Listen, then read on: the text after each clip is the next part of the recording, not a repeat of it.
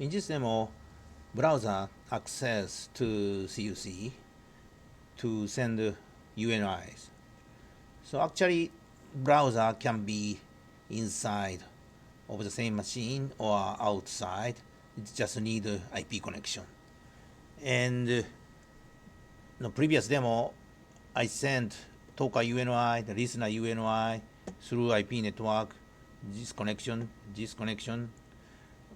Now, the browser can use netconf client, and the netconf client send the netconf data to netconf server and make CUC work. So now I start local browser. No, not local browser, remote browser. No, for this demo, to capture video, I use remote browser. So let's start now. So that device 192.168.23.106, that's 8080. We are running no HTTPD on that port. So Young Explorer, we just log in securely, and then our Network Explorer console appears here. So now let's send talker UNI from browser. So I prepared XML file.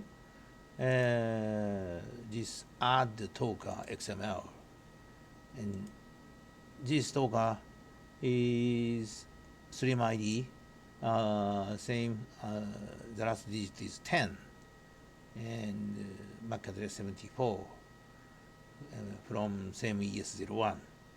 So that's just send this request. Then it appears comes here.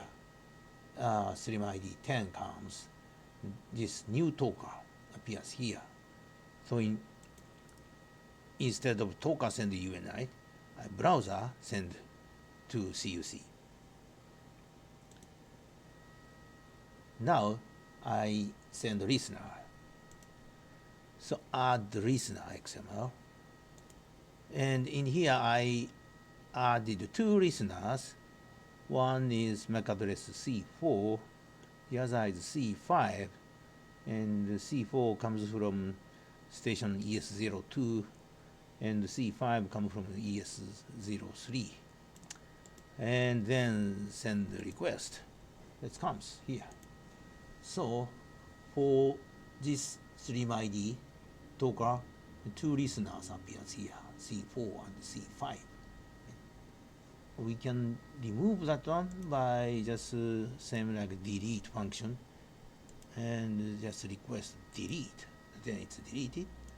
Then delete talker. It's deleted.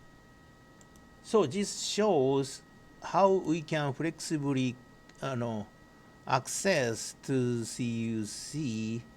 I showed in this slide. CUC is very flexible. So when CUC need to configure bridges between talker and listener, not only receiving talker UNI and listener UNI from directly from talker or listener, other device also can do instead of talker itself or listener itself. Some other device send UNI to CUC and let CUC connect. That kind of connection can be made.